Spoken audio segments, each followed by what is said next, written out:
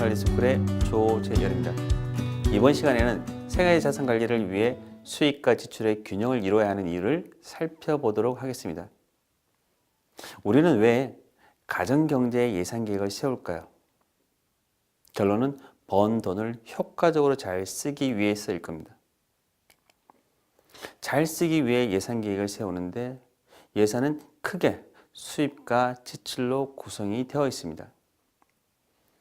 예산계획 세워서 실행하면 수입을 명확하게 파악할 수 있고 어디에 얼마가 지출되는지도 알 수 있습니다.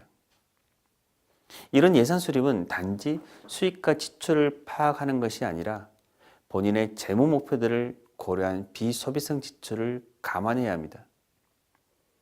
우리가 예산을 수립할 때는 매년 소득이 증가할 것이라는 생각은 하지 않으셔야 합니다.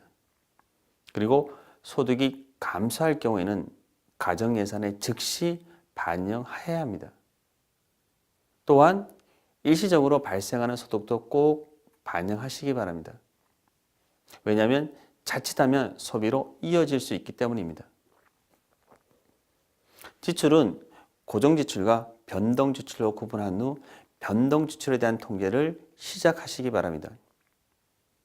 지출의 경우 매월 발생하기도 하지만 연간 또는 계절적으로 발생하는 지출도 고려하시기 바랍니다. 추가로 예산을 수립할 때도 별도의 여유자금을 확보해 두시기 바랍니다.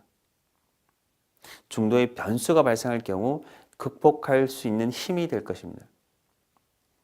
자, 그럼 지금부터 생활자산의 개념부터 다시 한번 살펴보도록 하겠습니다. 우리가 생활을 하는 데 있어 가장 빈번하게 사용하는 자산이며 대표적인 금융자산은 CMA, 수시 입출금 통장, 정기예금, 저축성 보험 등이 있습니다. 이런 생활자산의 보유 목적을 두 가지 측면에서 보면 자산을 불리기 위한, 즉 자산 증식과 자산을 지키기 위한, 즉 자산 관리가 있습니다. 자, 그러면 수입과 지출이 균형을 이루어야 하는 이유를 살펴보도록 하겠습니다. 결론부터 말씀드리자면 지출 통제를 통한 종잣돈 마련하고 여유 자금을 마련하기 위해서입니다. 일반적으로 지출을 통제하는 것은 불효불급한 소비를 억제하거나 돈이 새 나가는 구멍을 막는 것을 말하는데 우리가 소득을 증가시킬 수 없다면 지출 통제를 통해 종잣돈을 마련해야 하기 때문에 수입도 중요하지만 지출 통제를 하는 것이 더 중요하다고 볼 수 있습니다. 수입과 지출의 균형을 이루려면 먼저 자금의 흐름을 정확하게 파악해야 합니다. 자금 흐름의 정확한 파악은 첫째, 수입과 지출 통장을 나누는 것부터 시작이 됩니다. 예를 들자면 투자 통장, 소비 통장, 비상 예비금 통장으로 나눠야 하며 이를 통해 유동 자금을 확보할 수 있습니다. 대표적인 통장으로 월급 통장, 적금 통장, CMA 통장 또는 수시 입출금 통장, 정시펀드 통장, 저축보험 통장 등을 들 수 있습니다. 모든 직장인들이 궁금해하는 월급 통장 관리 방법 세 가지를 짚고 가도록 하겠습니다. 먼저 모든 수입은 하나의 통장으로 일원하시기 바랍니다. 총수입 확인과 관리가 용이합니다. 그리고 급여 통장 개설 시 다양한 혜택이 있는 상품과 금융기관을 선택하시기 바랍니다. 마지막으로 저축할 돈이나 대출금 상환 자금 등은 급여를 받는 당일에 자동 이체를 해 두시기 바랍니다. 이럴 경우 강제적으로 지출을 줄일 수 있는 효과도 있습니다. 또 우리가 일상생활에서 준비해야 하지만 놓칠 수 있는 것 중에 하나가 바로 비상 예비 자금입니다. 이 자금은 일반적으로 월 소비 지출의 3배에서 6배가 적절하며 이 자금을 관리하는 방법으로 첫 번째 조건은 급한 일이 생길 경우 비용 없이 즉시 인출 가능한 통장이어야 합니다. 수시 입출금 통장 중에 금리가 높은 상품이나 CMA 통장이 적합하다고 볼 수 있습니다. 이 통장은 갑작스럽게 필요한 자금을 대출을 받지 않고 활용할 수 있는 그야말로 비상시에 활용하는 그러한 통장입니다. 둘째는 자금의 이체 순서를 정해야 합니다. 예를 들면 먼저 모으고 남은 자금을 소비해야 합니다. 자, 20대의 경우를 들어보면 100에서 자기 나이를 뺀, 즉 20을 뺀 80을 투자하고 나머지 20을 소비하는 것입니다. 이때 저축은 투자 통장으로, 고정 지출 및 자동 납부는 월급 통장으로, 소비 지출은 소비 통장으로, 잔액은 비상 예비금 통장으로 세분화시켜서 관리를 해야 합니다. 세 번째는 가계부를 활용하시기 바랍니다. 가계부는 수입 대비 지출 현황을 파악할 수 있습니다. 조금 귀찮긴 합니다. 하지만 최소 3개월은 꼼꼼하게 작성해 보시면 좋은 습관을 기르실 수 있습니다.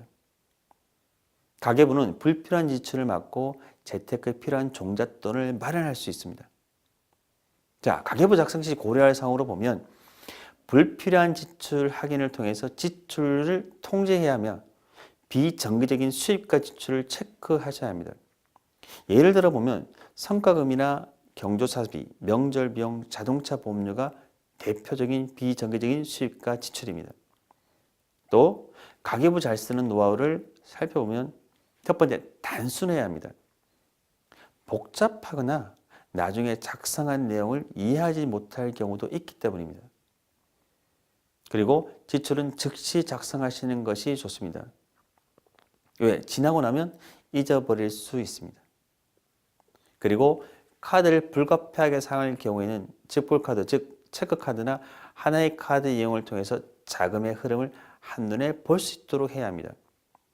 자, 마지막으로 가족이 함께 동참할 경우 성공 확률이 대단히 높습니다. 꼭 배우자와 함께 하시기 바랍니다. 가계부는 지출 통제도 중요하지만 합리적인 소비를 위해 더 필요합니다. 네 번째는 지출을 통제할 때 순서를 지키셔야 합니다. 지출을 줄일 경우 심적 부담감이 낮은 것부터 시작하는 것이 바람직합니다. 자칫 잘못하면 삶의 질이 떨어져 실패할 확률도 있습니다.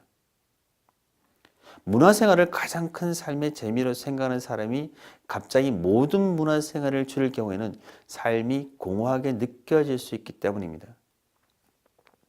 이런 경우에는 문화생활 횟수를 조금 줄이거나 비용을 줄일 수 있는 방법을 찾는 것이 바람직합니다. 심리적 부담감이 낮은 대표적인 예는 고금리 대출을 받고 있는 상황에서 적금에 많은 금액을 모으는 경우, 이럴 경우는 재조정이 불가피합니다. 우리는 이런 재조정을 통해서 모으거나 갚아 나가는 자산을 재분산하셔야 됩니다. 그리고 집 규모가 만약 크다면 다운사이징, 집 규모를 좀 줄이는 걸 통해서 현금 확보뿐만 아니라 비용 절감을 통해서 지출을 통제하시기 바랍니다. 물론 은퇴자일 경우에는 다운사이징이 심리적인 혼란을 가져올 수 있다는 점을 꼭 염두해 두시기 바랍니다.